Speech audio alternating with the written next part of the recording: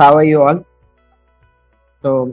Today the session is about to make you understand how to learn pharmacology. What are the tips and tricks that can be used to learn pharmacology? So, I'll be sharing my screen now. So, today's session is on tips and tricks to learn pharmacology. So, the learning objectives of today's session is what to study in pharmacology, how to study pharmacology, how to memorize pharmacology, and what to write in the exam.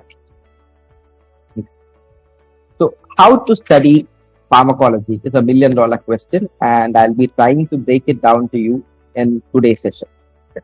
So, when you joined your MBBS, right, from your +2, you would be disoriented. You would have been disoriented because there was a change in the syllabus, there was a change in the way you had to improve, and there were like regular tests every month or once in 2 weeks. So, you had to up your game, right?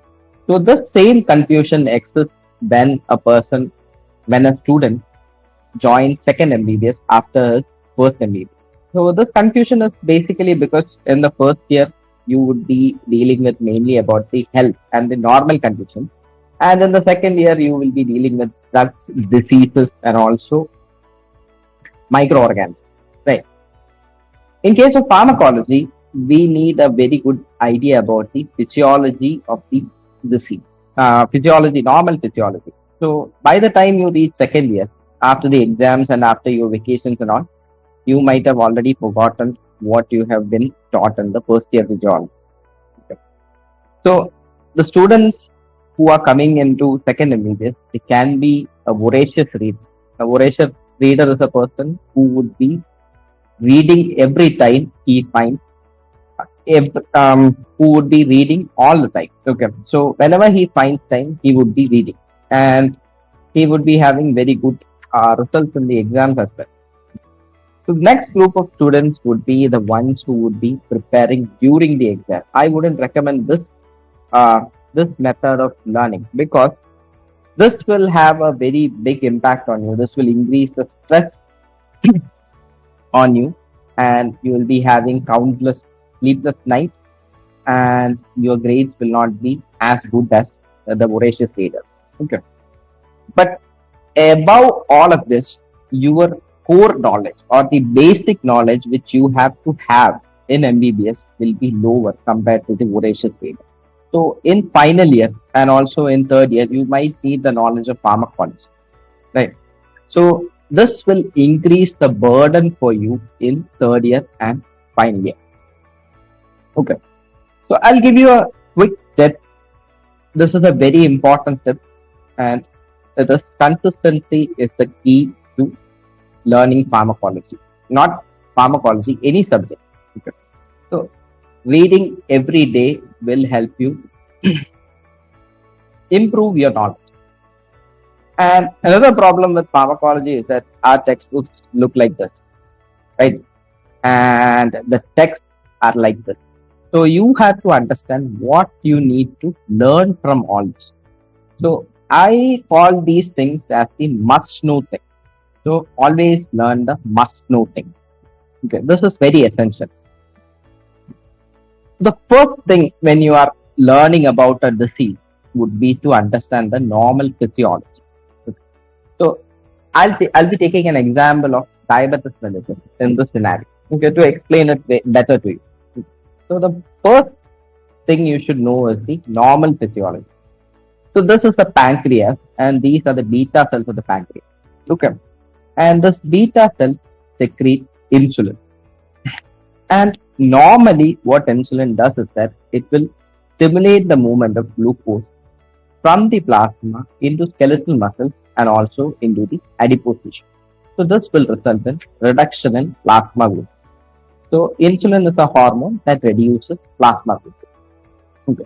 So this is the first thing you should understand. How glucose homeostasis occurs. And the second thing you should know is the disease pathophysiology. Okay. So in diabetes mellitus, there is a problem to the pancreas which results in reduced release of insulin. Okay. Or insulin is released in normal amount, but the action of insulin is reduced. So both these conditions will result in increase in plasma glucose.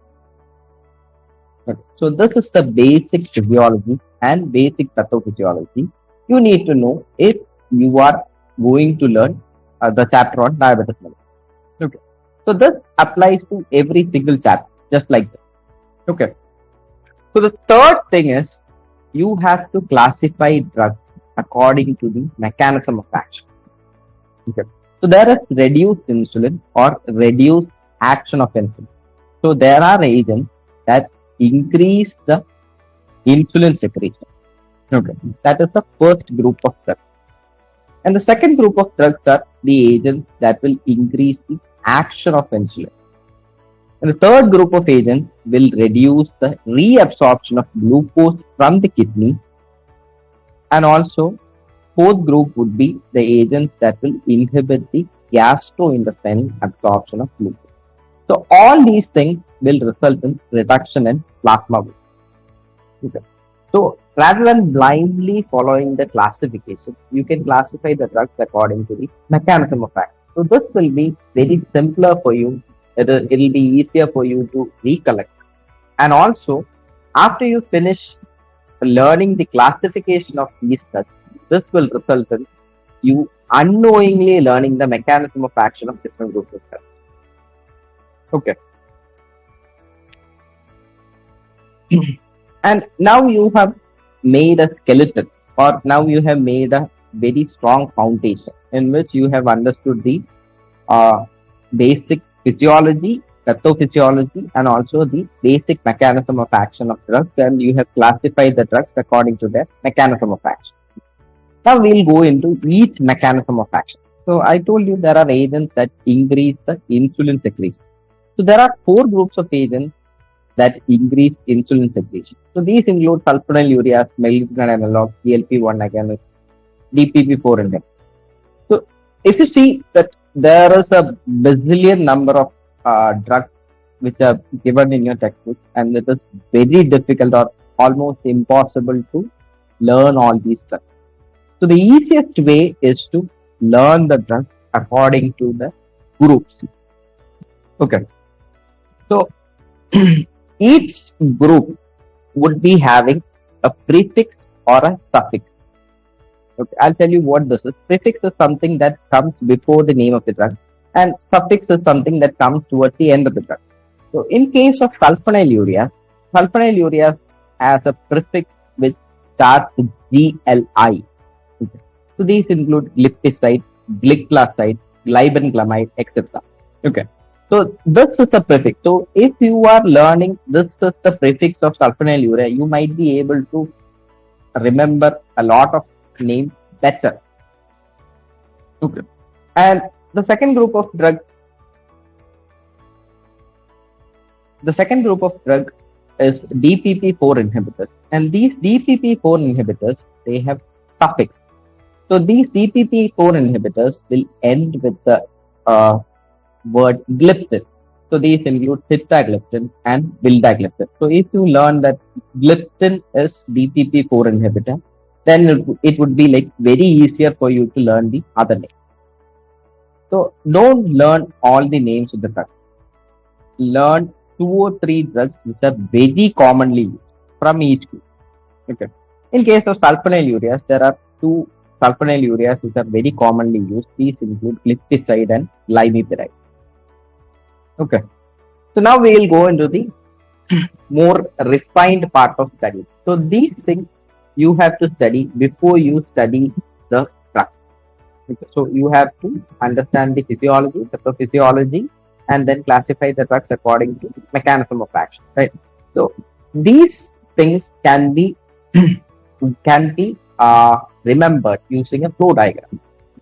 Or this classification, this mechanism of action include agents that increase the insulin secretion, agents that increase the action of insulin or reduce insulin resistance, and the agents that reduce the excretion of glucose, increase the excretion of glucose, and also agents that reduce the absorption of glucose from the gastrointestinal tract. So these are the 4 common groups of agents that are used for the treatment of type 2 diabetes. Okay. So this can be drawn as a table or a flow diagram or a branching diagram. And from there, you can add more branches so that this the entire classification will be shown in a very small space. Okay. So now we go into the specific. So we will be discussing about sulfonylureas. So the specific mechanism, you know that sulfonylureas increase the insulin secretion. So now you have to go more into the physiology. So normally the beta cells of the pancreas, they cause exclusion, or they have got potassium channels which will pump potassium from the intracellular into the extracellular. So this will result in a hyperpolarized state. Okay. So this sulfonylureas will block this movement. So this will result in depolarization of these beta cells, and this will result in insulin release. So this is the specific mechanism of action of sulfonylurea. And the mechanism of action of DPP4 inhibitors will be different. GLP-1 agonist will be different. Meglitinide analogs, they are similar to that of sulfonylurea.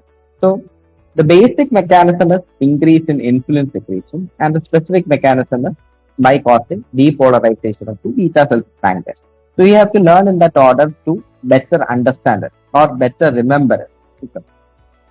And when you talk about pharmacokinetics, you will be thinking that there is no use in learning all these pharmacokinetics, but there are some uses to knowing this pharmacokinetics. Okay? So if you are having a disease and you are given a choice to choose between an oral formulation and an injectable formulation, so you would obviously go for the oral formulation, right?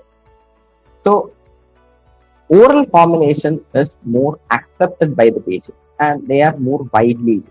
So if a drug is only available orally, okay, then it means that it would be widely used. And another thing is that the bioavailability. Some drugs, they have got 100% bioavailability, which means that the drug can be given at the same dose orally and also parenterally. And drugs can be metabolized by the liver and they can be excreted by the kidneys. So this is important because if you know that whether the drug is eliminated by the kidneys, then if a patient comes with renal failure, or if a patient is having renal failure while he is coming to you, you might not use these drugs. Okay. And when the drugs are metabolized by the liver, you should learn a few of the microsomal enzyme inducers and microsomal enzyme inhibitors. Okay. So these agents, if the drug is metabolized by the liver, these agents have got a potential of interaction with the said drug. So that is another thing you have to consider. And other peculiar pharmacokinetic properties like high volume of distribution, etc., should be taken into consideration. But not all the pharmacokinetic data is necessary. Just the key points or the peculiar pharmacokinetic properties need to be noted out. Okay. And the next thing you should know is the use of the drug. In this case, the primary use and the only use is diabetes mellitus. So this can be used. This is used for the treatment of diabetes mellitus. So if you are writing for the examination also, write the first, the primary use with more importance and the secondary uses below that so that you can get better. And the next thing you should consider should be the adverse effect. So there is a practice of writing nausea and vomiting for all the drugs as adverse drug reaction. Writing nausea and vomiting for all the drugs will not fetch you any mark. Okay, so you have to be very specific. So the sulfonylurea, they will increase the release of insulin. So this can result in hypoglycemia. That is one specific adverse effect of sulfonylurea. And the second adverse effect is weight gain, because insulin is an anabolic hormone. So this will cause increase in weight and that can produce weight gain. So these are the two specific adverse drug reactions that I would recommend if a question is asked on sulfonylurea that you should write. Okay. So adverse drug reaction, be specific. And if there are any interactions, any significant interactions, you should remember that. Okay. So the sulfonylurea, increase the insulin secretion, right? So if you're combining it with insulin, this can result in very severe hypoglycemia. So this is one specific interaction. And this is easy to remember because you already know the basic mechanism of action of sulfonylurea, right? And lastly, the contraindication. If there are any contraindications, it is not necessary that you should write contraindications for all the drugs. If there are any contraindications, you should write them. So the sulfonylurea, since they contain sulfa group, it can produce hypersensitivity reactions in patients who are already sensitive to sulfa. Okay, so it can produce hypersensitivity reaction. So these are the must know things. Okay, so in a textbook there will be something which will be given in the beginning as an introduction. You don't need to know that, but the basic physiology you need to know, and the basic pathology of the disease you need to know, and classification of the drugs according to their mechanism of action you need to know. Okay, and now you go into the specifics, and you will go into classifying the drugs more specifically into groups within the mechanism of action, and you will go into each specific group. All right, and then you will note down any peculiar pharmacokinetic properties, any and the most important thing would be to know the uses of the drug and specific adverse drug reaction, interaction, and also contraindications. So how to study pharmacology? This is a very commonly asked question by students. So imagine if you are going to draw this tree. First you would be drawing this trunk, right? And then you would be drawing the small branches, and then you would be drawing the even smaller branches, and eventually you will be drawing the leaves, fruit, and flower, right? So this basic trunk is the normal physiology and pathology, and the smaller trunks would be the mechanism of action of drugs and classification of drugs based on the mechanism of action. And the even smaller trunk would be individual groups of drugs and their mechanisms of action. And the leaves and the fruits would be the properties of individual groups of agents. So if you are drawing the trunk first, you can draw a tree very beautifully. But if you are trying to draw the leaves and the fruits first, it might not come as a tree. So that is the thing. So you have to understand the normal physiology. That is why you need to understand the normal physiology. That is why you need to know the mechanism of action of various groups of drugs and classify drugs depending upon the mechanism of action. And that is also why you need to know the individual groups of agents and properties of individual groups. So if you go in this flow, you can make a very good tree, which means that you can do well in pharmacology. Right?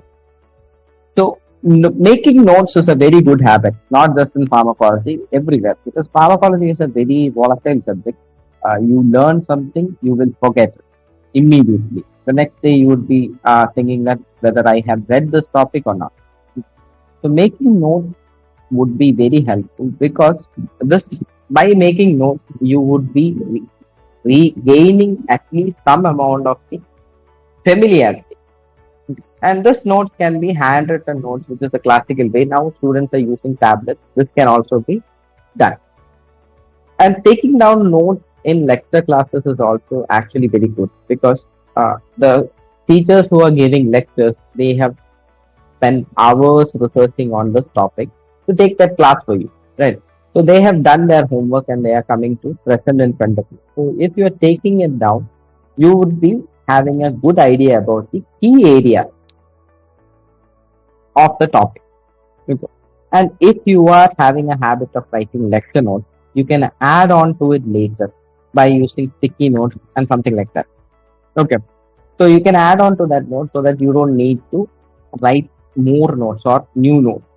So anyways, you are going to the class for attendance, right? So might as well write the notes and then add on to it later. And use mnemonic acronyms or tricks. And these mnemonic, it should not be somebody else's. It should be yours, because you are making that mnemonic, and the chances of you remembering that mnemonic would be higher. So I'll tell you an example. So in this case of sulfonylurea, we discussed about two adverse drug reactions, right? Hypoglycemia and weight gain. So imagine you have a person named Hari in your batch and you will be making a mnemonic like Hari has gained some weight. So H will be standing for hypoglycemia and this will be weight gain. So this is a personalized mnemonic and you can write it down.